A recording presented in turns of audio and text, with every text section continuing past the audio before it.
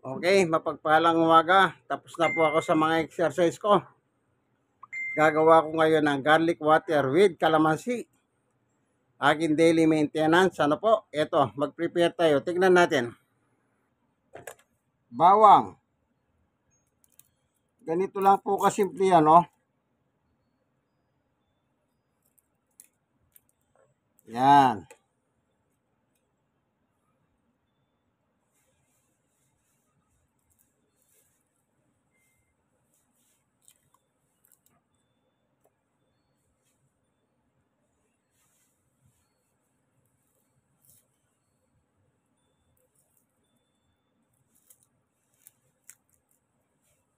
Tatlo lang, tatlo. Oh.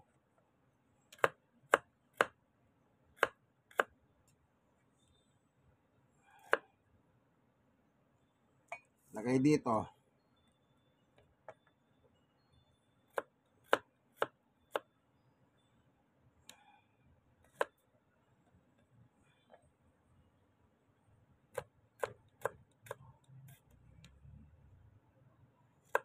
Yan. Lagay lang dito.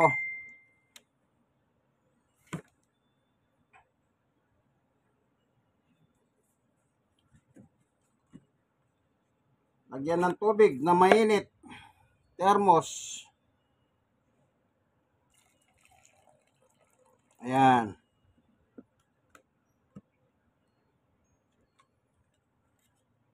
Nilagyan natin ng konting tubig.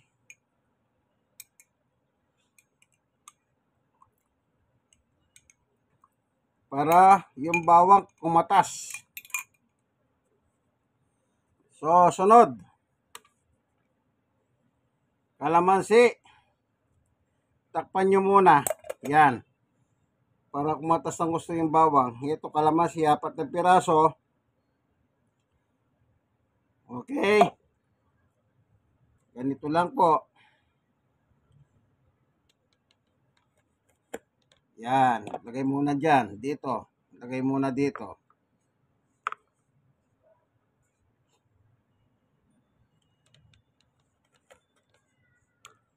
Iwain po sa gilid.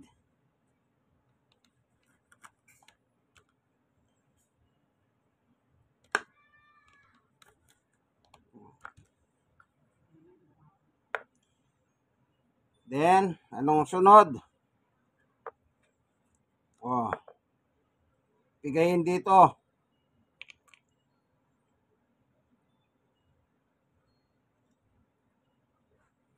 Ayan.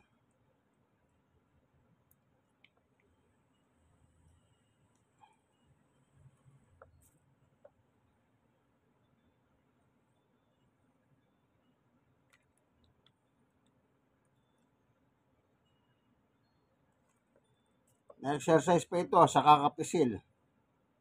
Oh, siyempre pipisilin mo. Oh.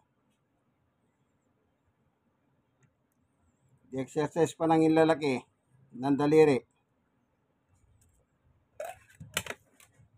Ngayon, ito na.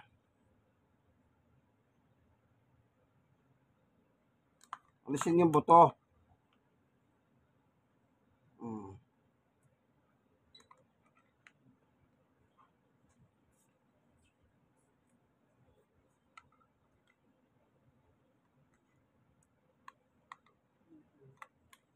Kung marami kayong bawang, gusto nyo 4 na piraso, nasa inyo po yan.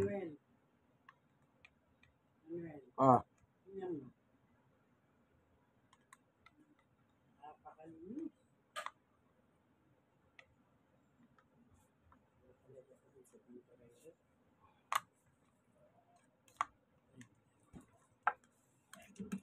Oh, ito. No, nandito na yung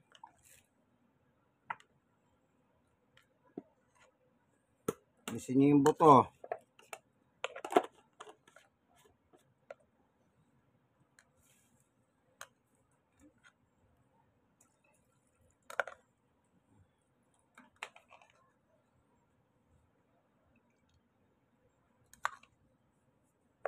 So, ganito lang.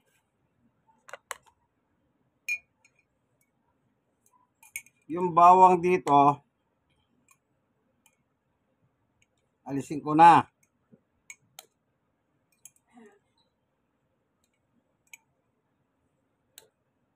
Yan.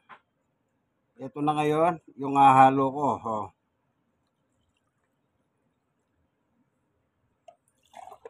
Ayun, oh.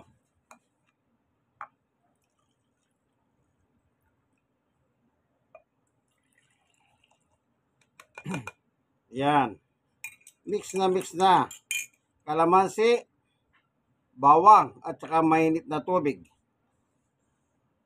Yan, ito, itatabi.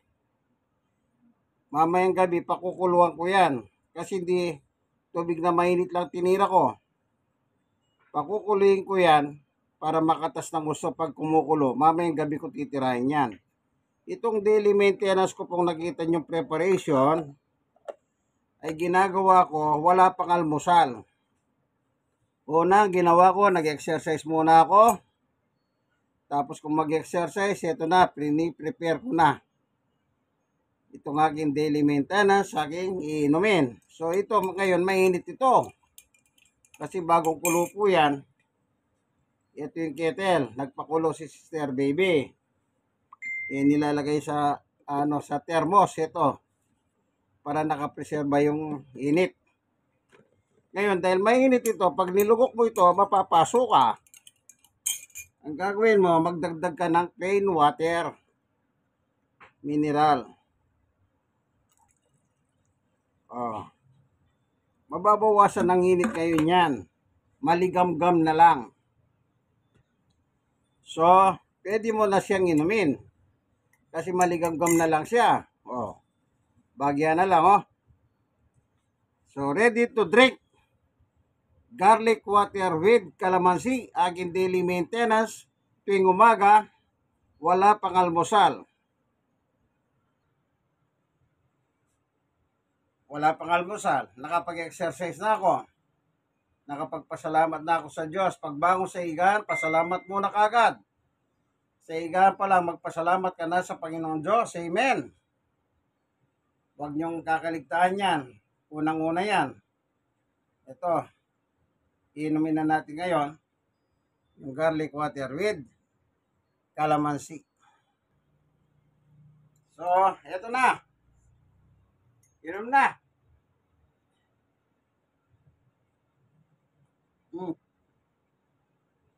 Katamtaman na lang ang init. Yan. Alas 8:20.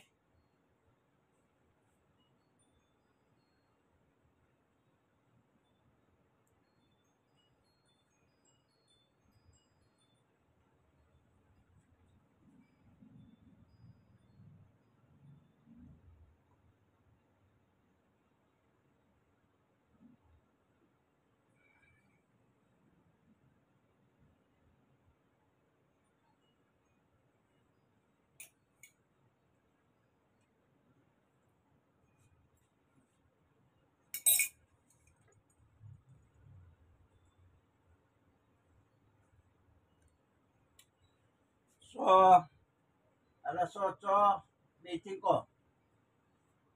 Alas 9, doon pa lang ako mag-almusal. Ayan ko muna yung kalamansi dito, yung mainit na tubig, yung garlic. Magtrabaho muna sa aking tiyan. Yung kalamansi, vitamin C, palalakasin ng resistensya natin, patitibay ng ating resistensya, ay laban sa mikrobyo at bakterya. Yun namang bawang, sa lahat ng gulay, yan ang 33 component of antibiotic kung tawagin. Siya naman ngayon yung mag-neutralize ng aking blood. Dugo. Yan po ang nag-neutralize ng ating dugo. Ang bawang. Kaya napakagandang kombinasyon nito. Garlic water with calamansi every day bago magalmusan. Then sa gabi, isang ganito na naman. bago naman matulog. Bago matulog. Kaya 2 beses, isang umaga na wala pang almusal, then sa gabi, bago ka matulog. Siyempre, nakakain ka na nun. Yung maghapon, nakakain ka na, di ba, hanggang gabi. So, bago ka matulog. Pag almusal mo, magpalipas ka naman kahit mga 30 minutes or 1 hour. At saka mo tirahin. Sana po nakapulot po kayo. Hindi ko kayo tinuturuan na huwag kayong uminom ng inyong daily maintenance na medicine. Ang akin lang po sinasabi is about herbal. Parang herbal na rin to, pero natural kayo ang gagawa. Bibili nyo lang sa palengke yung bawang at saka yung kalamansi, yung tubig, pakulo ka lang ng konting tubig. Tiyakin mo, kulo talaga, kaibigan. Kung nagpapakulo ka. God is good all the time. In Christ alone. Bye-bye po, Brother Manny Bautis, ang inyong kaibigan kay Jesus. God bless us all po.